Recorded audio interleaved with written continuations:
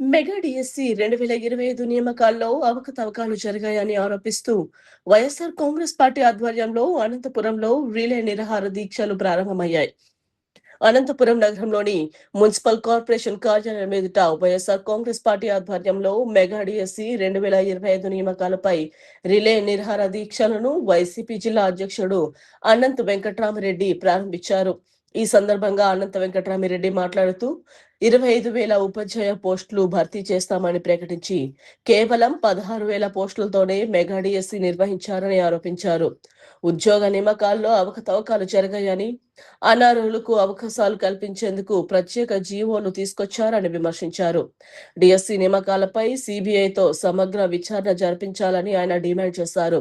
అలాగే ఈ వ్యవహారంపై నైతిక బాధ్యత వహిస్తూ రాష్ట్ర విద్యాశాఖ మంత్రి నారా లోకేష్ రాజీనామా చేయాలని, లేకపోతే మంత్రివర్గం నుంచి తొలగించాలని కోరారు.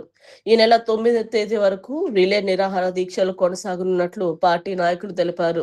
కార్యక్రమంలో వైఎస్ఆర్సీపీ యోజన విభాగం, ట్రేడ్ యూనియన్ నాయకులు, పార్టీ కార్యకర్తలు, నిరుద్యోగ యువత పెద్ద సంఖ్యలో పాల్గొన్నారు.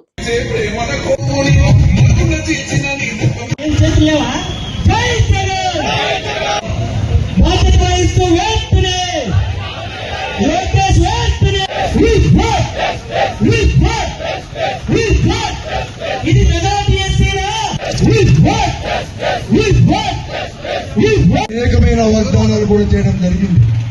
అంతేకాకుండా ముఖ్యమంత్రిగా చంద్రబాబు నాయుడు, అదే కాకుండా ఈ రోజు గోల్డ్ మెడలిస్టులు ఉన్నా కూడా వారిని కాదని చంద్రబాబు నాయుడు గారి యొక్క నాయకత్వంలో ప్రభుత్వం, ఈ కూటమి ప్రభుత్వం ఏర్పడి 2 సంవత్సరాల 2 మాసాలు కూడా పూర్తి అవుతా ఉంది. అనేకమైన వాగ్దానాలు కూడా చేయడం జరిగింది. ముఖ్యంగా ప్రతి సంవత్సరం కూడా 4 లక్షల మందికి ఉద్యోగాలు కొత్తవి అని కూడా ఇచ్చి మొత్తం పైన 20 లక్షల ఉద్యోగాలు ఇస్తామని, లేనిచో ప్రతి ఒక్కరికి కూడా నిరుద్యోగ వృత్తి 3,000 రూపాయలు కూడా చెల్లిస్తామని కూడా వాగ్దానం చేయడం జరిగింది. అలాగే ఈరోజు విద్యా కానుక ద్వారా ఎంత ఫీజు ఉంటే అంత ఫీజు కూడా రియంబర్స్ చేస్తామని, వసతి దీవెన ఇవన్నీ కూడా చెల్లిస్తామని కూడా మాట చెప్పడం జరిగింది. ఈరోజు 25,000 ఉపాధ్యాయ పోస్టులు ఉంటే కేవలం 16,300 మాత్రమే ఫిలప్ చేసి, ఆ 16,300 కూడా వారికి కావలసిన వారికి పేపర్ అనేది కూడా లీక్ అనేది కూడా చేసి వారికి పేపర్ అందించి ఎగ్జామినేషన్ కూడా కండక్ట్ చేయడం జరిగింది. అలాగే స్పోర్ట్స్ కోటా కింద ఉండేటివి కూడా ఈరోజు గోల్డ్ మెడలిస్టులు ఉన్నా వారిని కాదని కేవలం పార్టిసిపేషన్, ఎవరైతే స్పోర్ట్స్ లో పార్టిసిపేట్ చేశారో చాలు ఆ అసోసియేషన్ మాత్రమే సర్టిఫికేట్ తీసుకొని కూడా ఈరోజు ఉద్యోగాలు ఇవ్వడం జరిగింది.